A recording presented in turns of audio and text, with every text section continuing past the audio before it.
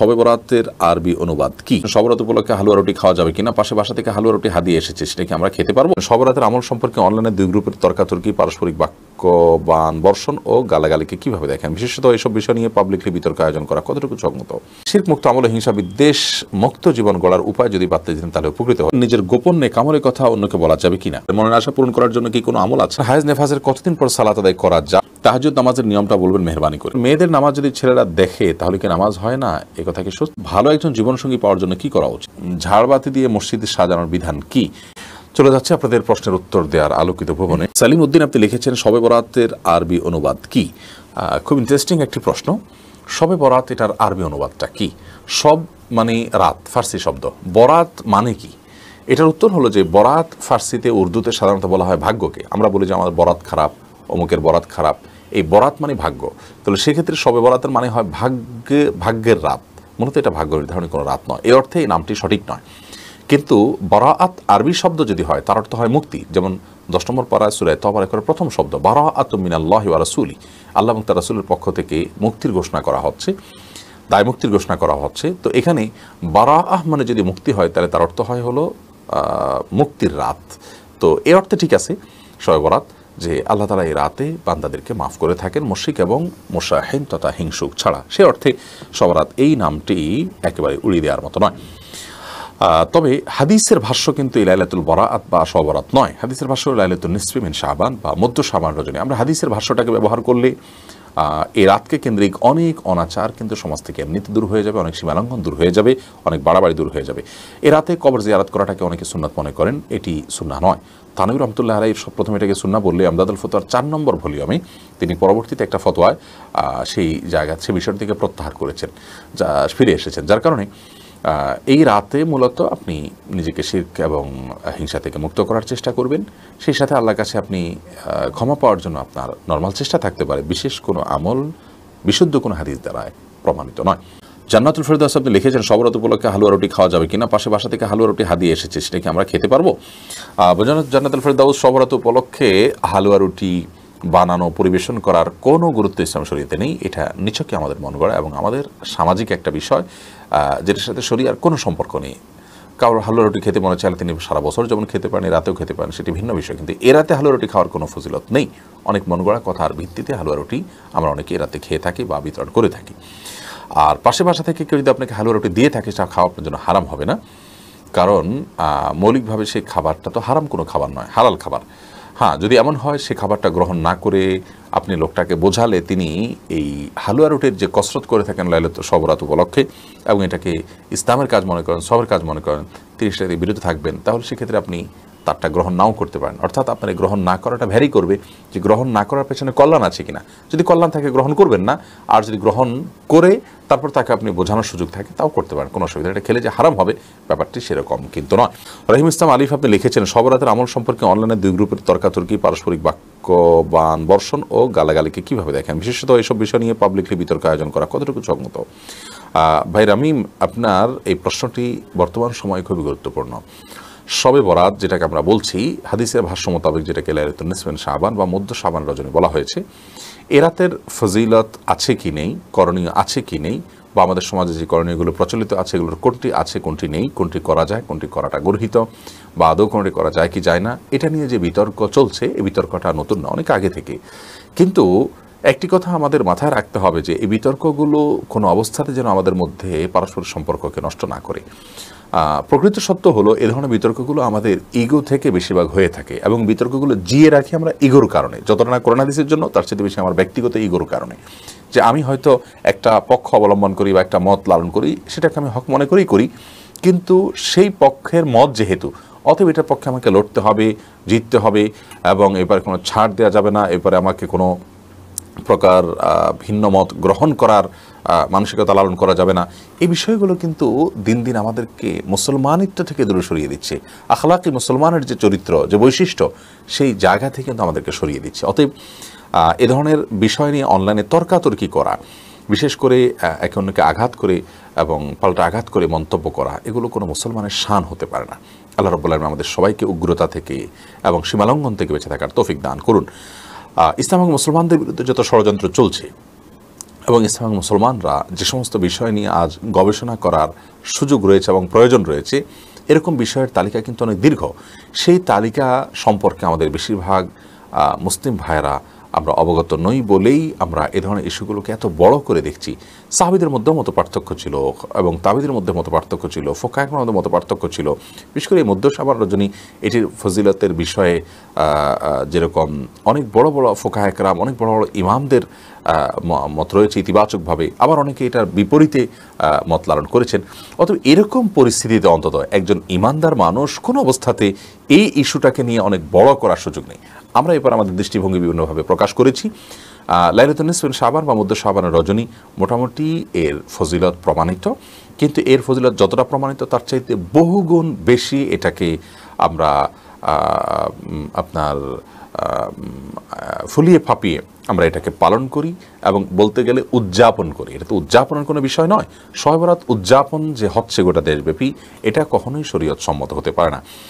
লাইলাতুন নিসফ শাবানে আল্লাহ রাব্বুল আলামিন বান্দার গুনাহসমূহ মাফ করে থাকেন এবং মুশরিক এবং হিংসুক ছাড়া, বেদাত এবং কুসংস্কারে লিপ্ত মানুষ ছাড়া বাকি মানুষদেরকে আল্লাহ তাআলা মাফ করে থাকেন। অতএব আমরা সেই যোগ্যতা নিজের মধ্যে অর্জন করার চেষ্টা করব। এর পাশাপাশি ব্যক্তিগত ইবাদত বন্দিকে অনেক তাবি থেকে বর্ণিত হয়েছে। সালাফের যুগে অনেক বড় বড় তাবি, ইসহাক ইবনে রাহুয়ার মতো মানুষ আর অনেক বড় বড় তাবিরা ইবাদতবন্দি করেছেন ব্যক্তিগতভাবে। এর জন্য না বিশেষ কোনো সালাত আছে। শবে রাতের নামাজ নামে অনেকে মনে করেন যে এত রাকাত নামাজ আছে, প্রথম রাকাতে এত সূরা, ওই সূরা এতবার পড়তে হবে, দ্বিতীয় রাকাতে ওই সূরা এতবার পড়তে হবে। এই বিষয়গুলো কিন্তু শরিয়ার আলোকে প্রমাণিত কোনো বিষয় নয়।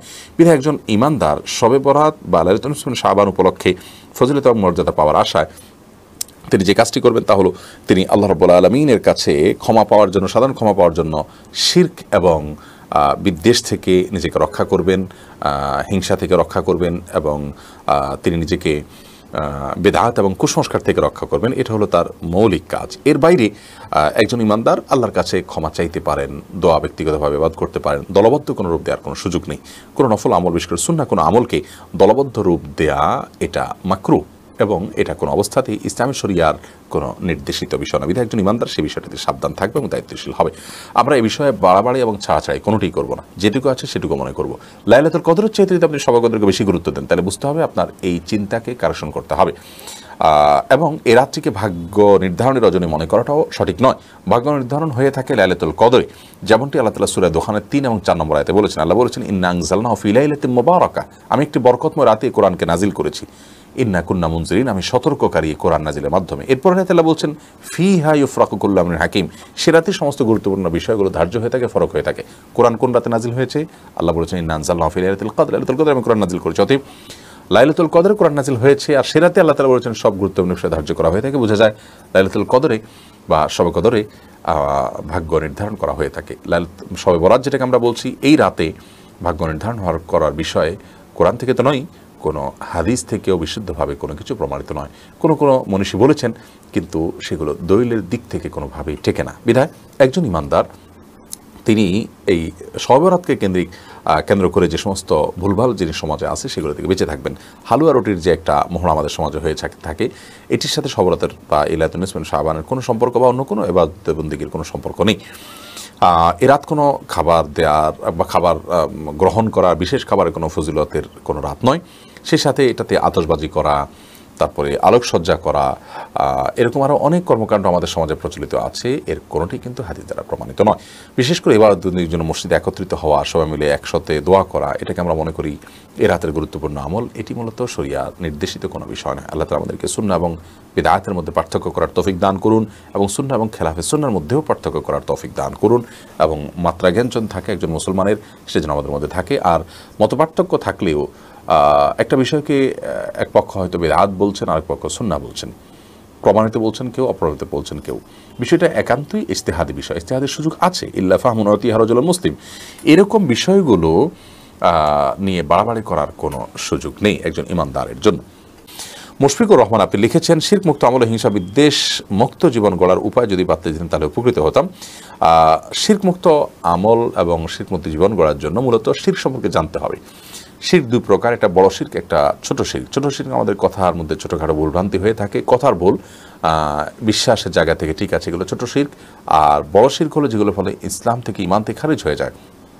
অন্য কাউকে আল্লাহ তাআলার স্থলাভিষিক্ত করলেন, আপনি আল্লাহর পর্যায়ভুক্ত করলেন, এটা হলো বড় শিরক।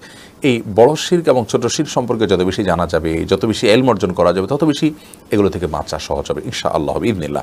বিধায় এই সম্পর্কিত ইলম অর্জন করতে হবে। আর হিংসা বিদ্বেষমুক্ত জীবন গড়ার জন্য হিংসা বিদ্বেষের ক্ষতিগুলো সম্পর্কে আমাদেরকে সতর্ক হতে হবে এবং সাদা মনের মানুষদের সাথে আমাদের খুব বেশি উঠা বসা করতে হবে। মানুষের সান্নিধ্য মানুষকে সোনার মানুষে পরিণত করে। আল্লাহ তাআলা আমাদেরকে শিরক এবং হিংসা বিদ্বেষ মুক্ত জীবন গড়ার তৌফিক দান করুন। মনজুর হাসান আপনি লিখেছেন, নিজের গোপন নেক আমলের কথা অন্যকে বলা যাবে কিনা? এতে কি সে আমলের সম্পূর্ণ সওয়াব নষ্ট হয়ে যাবে? নিজের গোপন আমলের কথা অন্যকে যদি বলেন, নিজের জাস্ট আপনার যে অর্জন, সে অর্জনটা শুনিয়ে তার কাছ থেকে বাহবা নেওয়ার জন্য, তার কাছে ভালো সাজার জন্য আপনার একটা অবস্থান হবে, সে আপনাকে ভালো জানবে এই উদ্দেশ্যে, তাহলে সেক্ষেত্রে সেটা গুনাহের কথা এবং শিরকে আসগার বা ছোট শিরক হবে। ফলে এটা করা জায়েজ নাই, এটা গুনাহের কথা। আর যদি কথার কথা চলে আসে এবং সেখানে আপনার এরকম কোনো নিয়ত না থাকে, তাহলে সেটা জায়েজ আছে। কিন্তু নফল আমল বিশেষ করে যত গোপন করতে পারবেন ততই ভালো। ফরজ আমল এটা প্রকাশ্যে করার জিনিস, যাকাত আপনি প্রকাশ্যে দিবেন, সালাত আপনি প্রকাশ্যে করবেন, সিয়াম আপনি প্রকাশ্যে করবেন, বাট নফল আমলগুলো যত গোপনে করা যায় ততই ভালো। আপনি দান সাদকা করার ক্ষেত্রে যদি প্রকাশ্যে দেন উদ্দেশ্য এটা থাকে যে আমার দেখা দেখে অন্যরা দিবে, তাহলে আপনি সেটা দিতে পারেন। আর যদি সেরকম উদ্দেশ্য আপনার না থাকে, তাহলে সেক্ষেত্রে আপনার জন্য স্বাভাবিক অবস্থাতে দান দক্ষিণা এগুলোকে যত লুকিয়ে করবেন ততই ভালো এবং সওয়াবের। এমডি মুস্তাফিজুর রহমান লিখেছেন, মনের আশা পূরণ করার জন্য কি কোনো আমল আছে? মনের আশা পূরণ করার জন্য আল্লাহর প্রতি ঈমান থাকলে, তাকওয়া থাকলে আপনি আল্লাহর নাম নিয়ে আল্লাহর কাছে দোয়া করবেন, যেটাকে ইসমে আজমের মাধ্যমে দোয়া করা বলা হয়। হে আল্লাহ, আপনি আমার অমুক অমুক আশা, অমুক অমুক চাহিদা, অমুক অমুক প্রয়োজন পূরণ করে দেন, এভাবে দোয়া করবেন। আর দোয়া কবুলের যে শর্তগুলো আছে সেগুলো লক্ষ্য রাখবেন, হালাল উপার্জন যেন হয় এবং হামদ এবং সানা যেন থাকে, আল্লাহ প্রশংসা করবেন, নবী সাল্লাল্লাহু আলাইহি ওয়াসাল্লামের দুরূদ প্রেরণ করবেন, হারাম কিছু চাইবেন না, দোয়া করে সেটা কবুল হওয়ার জন্য তাড়াহুড়ো করবেন না, অপেক্ষা করবেন। কাঙ্ক্ষিত জিনিস না পেলেও দোয়া কবুল হতে পারে, সেটি মাথায় রেখে দোয়া করবেন, ইনশাআল্লাহ বিইذনিল্লাহ আপনার দোয়া কবুল হবে। আব্দুল্লাহ হাফসা আপনি লিখেছেন, হায়েজ নেফাজের কতদিন পর সালাত আদায় করা যাবে? হায়েজ নেফাজ শেষ হওয়ার পরপরই আপনি সালাত আদায় করবেন, কোনো দিন নয়। হায়েজ শেষ হয়ে গেছে, যে ওয়াক্ত শেষ হয়ে গেছে, গোসল করে সে ওয়াক্ত থেকে আপনি সালাত আদায় করবেন। নেফাসের ব্যাপারে একই কথা, যখন সন্তান প্রসব পরবর্তী রক্ত দেখা যাবে, ব্লিডিং শেষ হয়ে গেছে, আপনি গোসল করে সালাত আদায় করবেন। এমন নয় যে আজকে হায়েজ শেষ হলো আগামীকাল থেকে সালাত আদায় করবেন। অনেক মা বোনরাই ভুলটা করে থাকেন যে মাসিক তাদের পিরিয়ড যেদিন বন্ধ হয় ওই দিন আর ওই সালাতগুলো পড়েন না, পরের দিন থেকে একসাথে শুরু করেন, এরকম অলসতা করেন। এই আলস্য কিন্তু গুনাহের কারণ হবে। এরপর এমডি ইসহাক আপনি লিখেছেন, তাহাজ্জুদ নামাজের নিয়মটা বলবেন মেহরবানি করে। তাহাজ্জুদ সালাতের বিশেষ কোনো নিয়ম নেই, আমাদের অনেক ভাইরা এটা নিয়ে যথেষ্ট ধোঁয়াশার মধ্যে থাকেন। তাহাজ্জুদের সালাতটা অন্য যে কোনো সালাতের মতোই, আপনি অন্য সালাত যেরকম পড়েন, আপনি দাঁড়িয়ে সূরা পড়বেন, সূরা পড়ে যে কোনো সূরা মেলাতে পারেন, আপনার স্বাধীনতা আছে। এরপরে রুকুতে যাবেন, রুকু থেকে উঠবেন, আপনি দুই রাকাত করে পড়বেন, এ হলো মূল বিষয়। এবং যত দীর্ঘ সময় নিয়ে তাহাজ্জুদ পড়তে পারেন তত উত্তম। নবী করিম সাল্লাল্লাহু আলাইহি ওয়াসাল্লামের তাহাজ্জুদে একবার প্রথম রাকাতে সূরা বাকারা, সূরা নিসা, সূরা আলে ইমরান, তিনটি সূরা, সূরা বাকারা, সূরা আলে ইমরান, সূরা নিসা, প্রায় 6 পারা বিশিষ্ট এই দীর্ঘ আয়তন, এই দীর্ঘ আকারের কেরাত তিনি পাঠ করেছেন এক রাকাতে মাত্র। অতএব তাহাজ্জুদের সালাত যত দেরি করে করা যায়, সময় নিয়ে করা যায়, রুকুতে দীর্ঘ সময় নিয়ে তাসবিহ, রুকু থেকে দাঁড়িয়ে একটু লম্বা সময় নিয়ে অপেক্ষা, আবার সিজদা এরকম দীর্ঘ করা এবং প্রতিটি রোকনকে দীর্ঘায়িত করাটা হলো তাহাজ্জুদের সালাতের মূল বৈশিষ্ট্য। এছাড়া অন্য যে কোনো সাধারণ সালাতের মতো আপনি এটি আদায় করবেন। এরপরে আসমা আক্তার আপনি লিখেছেন, মেয়েদের নামাজ যদি ছেলেরা দেখে তাহলে কি নামাজ হয় না? এ কথা কি সত্যি? না বোন, এরকম কোনো কথা সঠিক নয়। মেয়েদের সালাত যদি পুরুষরা দেখে তাহলে তার নামাজ না হওয়ার কোনো কারণ নেই। তবে পরপুরুষ যেন তাকে দেখতে না পান, তার পর্দা যেন লঙ্ঘন না হয়, সেদিকটা তিনি খেয়াল করবেন। নিজের বাসা বাড়ির যে সমস্ত বাবা, ভাই, স্বামী যারা তার মাহরাম, তারা কেউ তাকে সালাতরত অবস্থা দেখলে কোনো অসুবিধা নেই। মাহমুদুল হোসেন আপনি লিখেছেন, ভালো একজন জীবনসঙ্গী পাওয়ার জন্য কি করা উচিত? ভালো জীবনসঙ্গিনী পাওয়ার জন্য নিজে ভালো হওয়া উচিত। নিজে ভালো না হলে ভালো জীবনসঙ্গী পাওয়া যাবে না। আর এর পাশাপাশি সূরা ফুরকান আয়াত নম্বর ৭৪ যে দোয়ার অংশ আছে সেটি পাঠ করবেন, রব্বানা হাব লানা মিন আজওয়াজিনা ওয়া যুররিয়াতিনা কুররাতা আয়ুন ওয়াজআলনা লিল মুত্তাকিনা ইমামা। এর মাধ্যমে ইনশাআল্লাহ বিইذনিল্লাহ আপনি ভালো জীবন সঙ্গিনী পাবেন। ফরিদউদ্দিন আপনি লিখেছেন, ঝাড়বাতি দিয়ে মসজিদে সাজানোর বিধান কি? এটা মুবাহ, কিন্তু অতিরিক্ত করলে সেটি অপচয়ের পর্যায়ে পড়ে যেতে পারে, সেক্ষেত্রে সেটি গুনাহের বিষয় হবে।